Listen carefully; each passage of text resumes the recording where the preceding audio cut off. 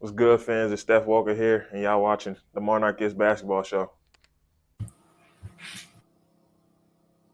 The following presentation is brought to you by the Pride of ODU, the official NIL collective of Old Dominion Athletics. Be a monarchist. Join the Pride.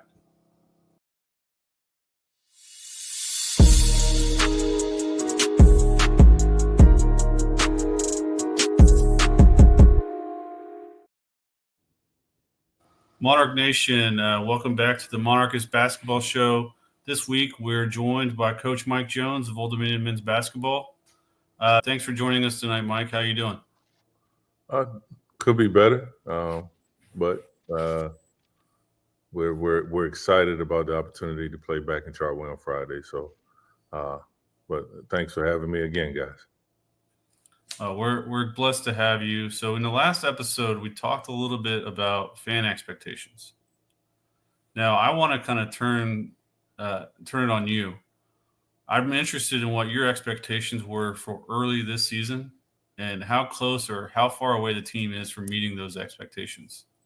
Um, I, it's funny. I've been thinking a lot about that. Obviously, being 0-3 was not an expectation we had.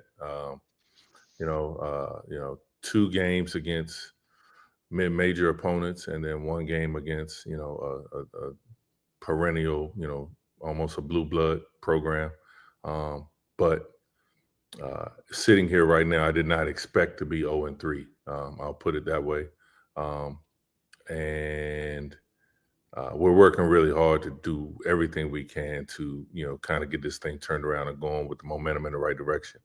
As a coach, I have to acknowledge that there's certain things that we can kind of be happy about in terms of what the outlook for the entire season and the future looks like. But ultimately, you got to win games, and we haven't done that yet, and we need to. And I'm committed, and our staff is committed, and working with these young men, we're going to get there. It's just it hasn't happened the way we thought it would, at least in the first 3 games. All right, Mike. So in those first 3 games, the team has started slow in all 3 of them. Let's talk about that a little bit about, what that does to, you in game and the team, but more so like what are the opportunities to try to reduce that time to start quicker? Yeah. So, literally today, like not all of our conversation amongst the staff, but we're trying to, toy with, do we warm up differently? Do we bring them to the facility differently? Do we change our timeline and things like that? But ultimately, it's, the first game, everyone talked about, kind of the jitters, being in that environment and being so excited and everything like that. Our last game, I felt like we prepared as well as we could, and we had a game plan that was ready to go, and it didn't click right away. And confidence and momentum are things that in sports are incredible in terms of how teams do. And I think we need something to go well for us to kind of get off of that. And we're working hard to try to find the best way to do that. And our hope is that on Friday, we'll see a better start and we'll be able to sustain a better start, and it's something that we can rely on going forward. But the slow starts are clearly, if not at the top of the list, that one of the things that we're locked in on trying to be better at. Now, I don't know if I'm misreading what I'm watching or what, but it seems like communication on defense could be improved. You see some issues with help defense and when they switch, leaving the opposition kind of wide open in some instances. Am I off base there, or? A little, but not much. I mean, there's a bevy of issues that we need to clean up. Our communication is something that every basketball team will tell you that today's player, they don't talk as much as any coach would want them to. But for the way we're trying to play, it's required. Like we don't have a choice. Like, we must communicate, and we've got to do a much better job of that. So that's one. Two, the one thing that I've talked about ad nauseum is the versatility and being able to play multiple different ways. And one thing that I have to look at is trying to do all of those things at an elite level in the first 3 games of the season, instead of maybe, all right, let's get good at these two. Okay. And now we've got those down. And now let's get good at these two. And now we got those down. So it is something that I know I am doing some self-reflection, and our staff is doing some self-reflection as we try to guide these guys. The desire is to be as versatile as possible so that no matter who our opponent is and what their strengths are, we can combat it with the way we guard. We've got to do a better job of coaching that. And again, we will. We will. All right, Mike. So defending screens, like we've talked about this in the past before. In defending, sometimes you're going above, sometimes you're going below. That looks to have been a little bit of a challenge at this point in the season so far. Talk to us a little bit about that and kind of defensive schemes and you know Yeah. what we're trying to do. Yeah, Aaron, I appreciate it. You have it depends on who you're guarding, and that's the one thing that we have to get better at. You're guarding someone who is not as good of a shooter, and he really wants to get downhill. You're talking about a different defensive strategy, especially on screens, than you will with a guy that's just a knockdown shooter. Um, and if you look at the 3 games we've had, um, the the most frustrating part for me as a coach is you can see and you can take possessions where, like, it goes exactly the way you practiced it, and we respond and we do well. And then when we have the breakdowns, and to be honest with you, the game of college basketball is about the breakdowns. It's about when things don't go as planned. And like, we've just got to do a better job of preparing our guys for those. There's going to be some guys we're going to want to go under all ball screens with because they don't want to shoot the ball. They want to attack and touch the paint. You've got other guys that you've got to go over all the ball screens, because if you do try to go under, they're going to stop behind and be able to shoot the ball and shoot it at a high level. So you've got different strategies. You've got some guys that you want to just get the ball out of their hands. So maybe you trap them on ball screens, or maybe you hard hedge them on ball screens. And like, we have the ability to do all of those. It's just doing them in the moment, depending upon who's got the ball and what the game plan is. And we've got to do a better job of coaching our guys to do that. Now, last week it was announced Emo would be out after another issue with his heart. We got to imagine the impact of losing a veteran presence at the point guard position, whether he's going to be starting or playing a lot of minutes. It's still a pretty big loss. How are you guys adapting to missing Emo on the court? It's been an adjustment, clearly. But we're not making any excuses. I first and foremost want to make sure I acknowledge that I am so proud of Emo for the way he's handled this. I mean, you're talking about potentially not playing a game that you've grown up your whole life playing ever again, and to do it going into your senior year at a place that he cares about Old Dominion the way I care about Old Dominion, and the fact that this comes about now, where you've prepared all summer, all fall, and you get to the first practice and something's just not right. And it takes a little while to find out, what's going on, or, some information as to what's going on. And then finally, through a lot of prayer and a lot of conversations, you make the decision to step back. I'm proud of him. And I cannot even speak to this without saying that, because, imagine when you're 40 years old and you stop playing basketball because you're just too old to play. Like, Emo's not too old to play. Emo should be able to play for years and years and years going forward. And the reality of potentially not being able to do that has got to be a tough pill to swallow. So I commend him for that. In terms of us, yeah, it's a huge blow. I mean, we're already a younger team, but to take one of our most experienced players, one, and then the most experienced Monarch off the team in terms of playing and being involved in practicing in games is not easy to recover from, but we will. And there's not an excuse that you'll ever hear come out of my mouth. And I'm very happy that Emo is helping as much as he possibly can, to mold our guards, especially Jaden Johnson being a freshman. Um, we're the future is extremely bright.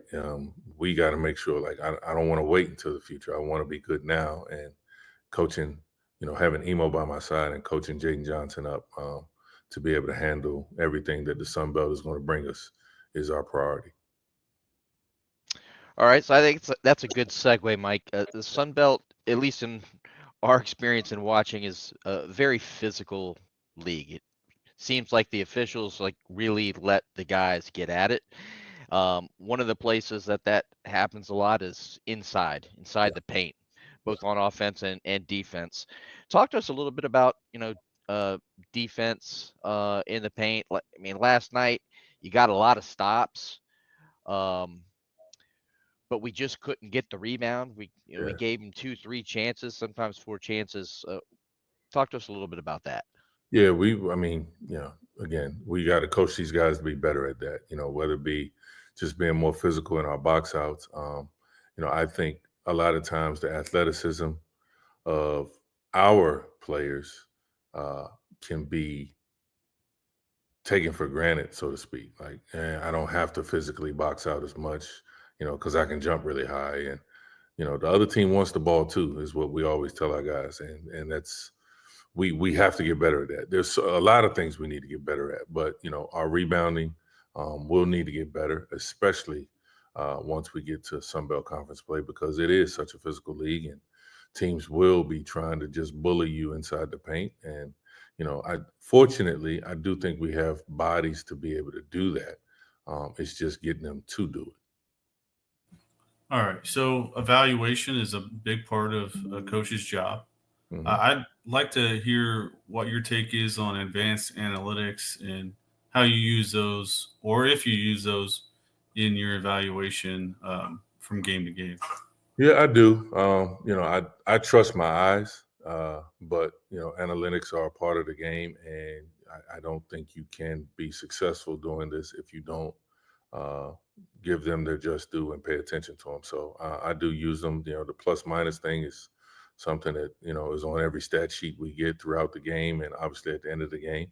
But in terms of where your points are coming from, the percentage of your points that are threes, the percentage of your points that are free throws, the percentage of your points that are in transition and things like that.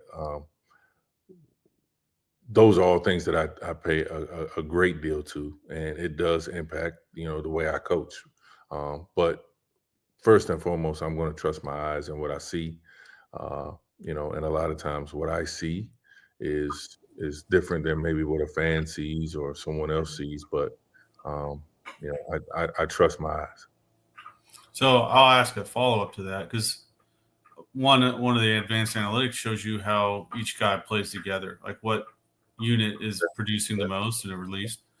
Is that going to play a role in how you decide the rotations moving forward? It will, but with such a small sample size, and with Arizona being such a one-off, we don't have enough of that yet. We will see, but obviously we've been practicing together for a while, and we've seen, again, my two eyes have seen, the other coaches and their two eyes have seen how guys work together and what is effective in our practices and what is not as effective or it's not as smooth. Um, as we go through this, obviously that'll get cleaned up because we will see and we will have data to represent, what our decisions are. All right, so looking ahead till Friday, I know the guys are excited about coming back, playing in front of the home crowd. We got Maryland Eastern Shore. Just taking a quick look. I mean, it looks like. I mean, I want you to talk about what you expect to see with those guys. Me, the untrained basketball aficionado, um, it looks like they've got one guy who's really lighting things up, Shaw, who seems to be, what makes them click. But talk to us a little bit about Friday. Yeah, no, they're a little bit more than Shaw. Um, it's it's funny the timing of this game because a lot of the issues that we have uh, are exactly what Maryland Eastern Shore does well. They have a post player, 6'8" kid that's about 250 pounds that is shooting almost 70% from the field. Yeah, he's a load. He's going to be a load to handle. How we guard him, and obviously, our post defense hasn't been great. So this will be a huge test for us. Shaw, he's got a younger brother that's a freshman that has the ultimate green light when he gets in the game. They have a couple other guards that are really, really, really talented that have been scorers where they came from. So our individual defense is going to be very, very, very important. We do expect to see a heavy dose of zone from them. Um, that's just been the way they've played so far. They'll guard man, they'll guard zone, but we expect to see a heavy dose of zone. So we've got to be prepared for that as well. So it's going to be a game that we feel like we have to win first and foremost, and the issues that we've had thus far in terms of trying to get off to a great start, in terms of shoring up our defense, which again I want to be able to hang our hat on the defensive end, and we're a long way from that, and but we're working towards it. So I will note Friday is a doubleheader with Old Dominion women's basketball. That game starts at I believe 3:30 or 4. Yep. It also is a toy drive for Old Dominion basketball and women's basketball. So if you bring a toy, you can get in free to this game. I believe ODU Sports announced that today. So bring a toy, come watch ODU women's basketball and men's basketball and cheer them on. Next week, Tuesday night at 7 p.m., we'll be hosting Randolph-Macon for the Paul and Charlotte Webb Scholarship Night. You love Old Dominion. You've made that very clear to us time and again, and we love that. Did you have established a relationship with Paul Webb in the past? I met him when I was a player here. That is my only time ever meeting him. Eddie Webb has, attended a couple of practices, and I know how instrumental he's been in, putting this game together. And again, we're very proud to be a part of that. But to be honest with you, and again, we're very proud of that game happening on Tuesday, but we're worried about Friday. So. All right, so I'm not going to ask you about the games that come after that, but what I do want to ask you about is you're going to be going to the Caymans. So trips like that, what exactly does that do and allow the coaching staff and allow the players to do? What does that do for a team when you take a trip like that and you're together for that period of time? Yeah, I mean, it honestly, it all depends. That is something that varies. What you hope to get is, 3 great games in 3 days. That simulates, your conference tournament.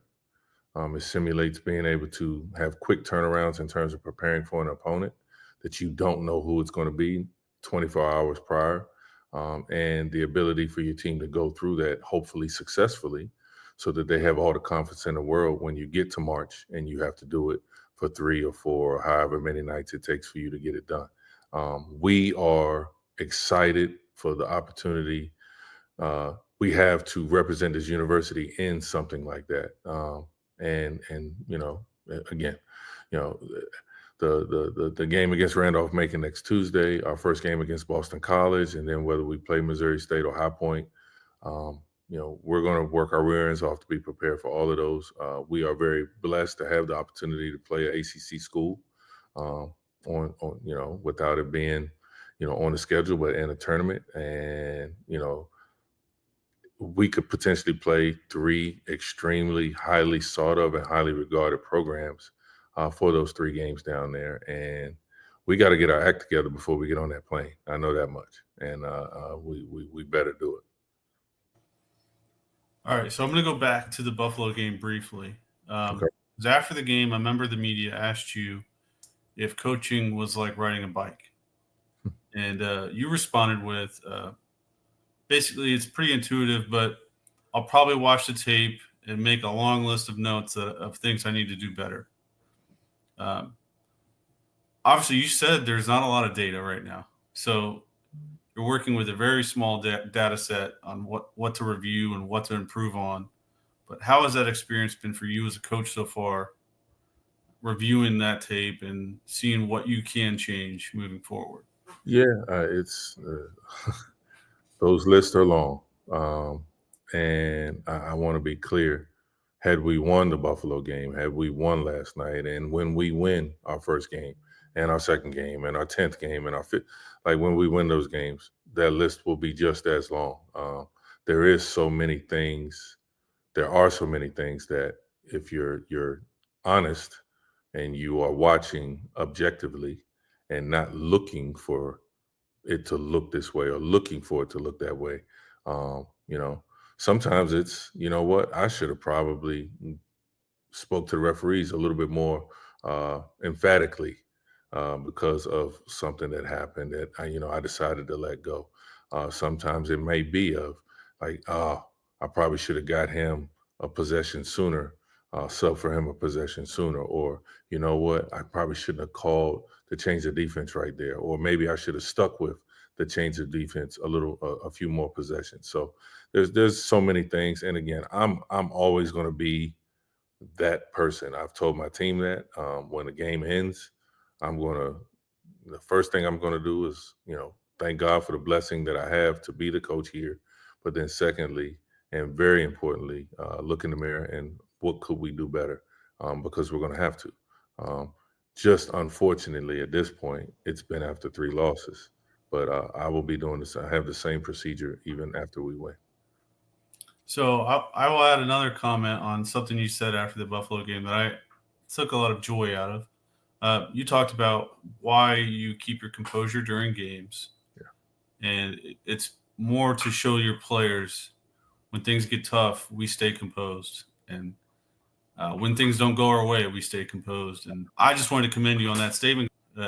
Well, Mike, I think one of the things that I've learned in my career, um, if I ever like become overly demonstrative and am really going after whatever it is, it's going to mean something. Like if you're that way all the time, like, okay, that's just coach. But just for an official, for instance, I know my reputation throughout my career has been I don't berate officials.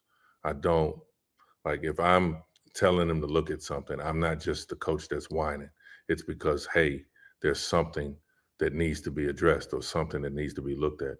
And I think it's helped me be more effective because when I do say something to an official, they're more apt to listen to what I'm saying and see if they can address it at all. So, um, but ultimately, I think my job is to represent us the right way and to be the right leader.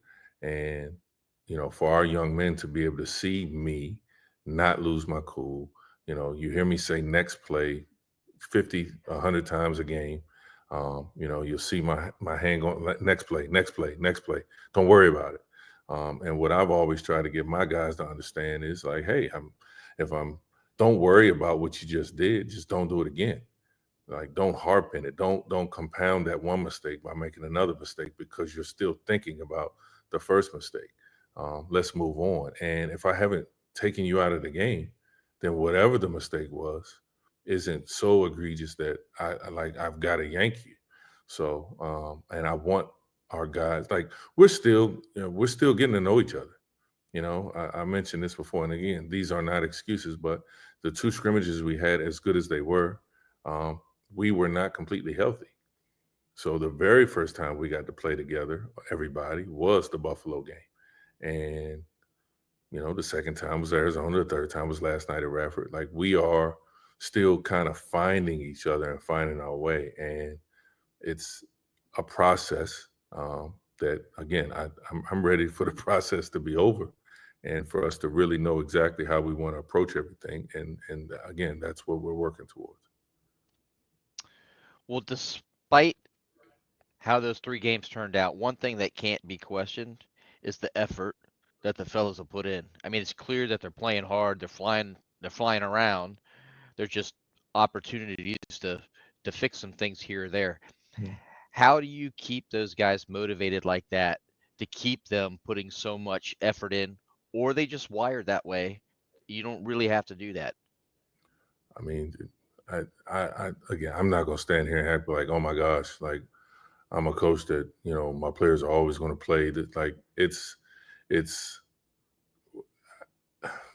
we impart to them as much as we possibly can how much this means to us and how much it should mean to them. Um, there's a few 100,000 basketball players in this country, and very few of them get to play at the level that we're at. It is a blessing, um, not just at the level we are at, but the level we're at plus the place we're at. Um, Again, this is not just me talking. Like this, the Old Dominion community, the 757, the Hampton Roads community, the Tidewater community, the city of Norfolk is unbelievable. It is a great place to live, and we should be so honored and proud to represent what this is, and that's why it is so frustrating that we're 0-3. That's because I spoke about it at the press conference. I've spoken about it anytime anyone's asked me. Like, I want to have a team that this area can be proud of. And again, we're going to get there. We are going to get there. We haven't, and we're going to keep working towards it. But this is something that these guys, I do believe, truly embrace that and believe that. We need to coach better. We need to play better. Uh, but I pray that you'll never see a team that I'm coaching quit. That we won't give the effort and the technique might need to be different. It needs to improve, but the effort that we give, you can't be on the floor if you're not going to give it. Yeah, you definitely can't deny that you guys battled all night last night. But we need to give you another reminder. Get out to the TED. Get out to Chartway Arena this Friday. Cheer on Old Dominion basketball against Maryland Eastern Shore. Games at 7 p.m. Get there on Tuesday to root them on against Randolph-Macon. Thank you so much for joining us today, Coach. Do you have an outgoing message for the Monarch fans? No, just we're getting healthy. I think everybody knows, Robert Davis missed the Arizona game because, he sprained his ankle pretty severely last night. I give him all the credit in the world for battling through and toughing it out. Like, he was nowhere near 100%, but he gave it everything he had. Donovan Raymond got stitches in his mouth right before we went to Arizona. He was not cleared medically to play against Arizona. We could have used his live body and athleticism. He got the stitches out, I believe, Tuesday morning or Monday night. So he was able to play last night. But after not having done anything pretty much the entire trip, we can't wait to get him back fully healthy and back in game plan shape so that he can contribute to, what the success will be of this season. So, and then, just us getting back healthy, us being able to attack Maryland Eastern Shore next, and then anybody on our schedule with a fully loaded roster, we're looking forward to. And, we've got some young guys, Caden Diggs and Vitautis, are working their rear ends off so that they can contribute to us, and they're working every day and getting better. And, some of the technical things for the young guys on our team are things that they've got to learn, but they are, and they will be able to contribute. You know, Not to give this long answer on the way out the door, but I mean, there's just so many guys on our team that are like, this is going to come together. Devin Caesar being the player he is, having to play on and off the ball as much as he is. And, if he's not kind of wired the way he is last night, we're down more at the half. And we're struggling even more than, what we were struggling. Sean Dewar-Gordon, with 9 offensive rebounds last night, 11 rebounds total. scoring 16 points. We're looking forward to the days where we get that all the time. RJ Blakeney, just like, we got to get his confidence back. We got to get him playing, like flying around, attacking the offensive boards because of the tremendous athlete and the knack for the ball he has. Steph Walker, Callum, Swanton Roger, all of those guys just really doing the things that we know that they're capable of doing. We've got a chance here, and we just got to keep working. I would ask Monarch Nation again. I know I've said it before. I want you to expect us to win, so I'm never going to ask you to change that. But just be patient with us, stay with us. These young men are working really hard, and I'm telling you, our coaches are putting the time in, and we're figuring it out. I'm not saying we're going to figure it out. We are figuring it out right now, and the next chance we get to go at is on Friday. Please be there. Come early, support the women's program, and then stick around and support us. And better days are ahead.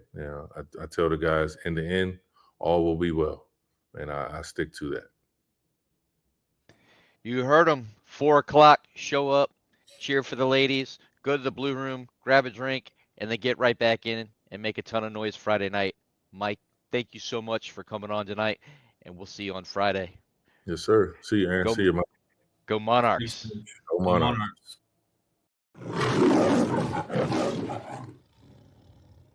Monarchs.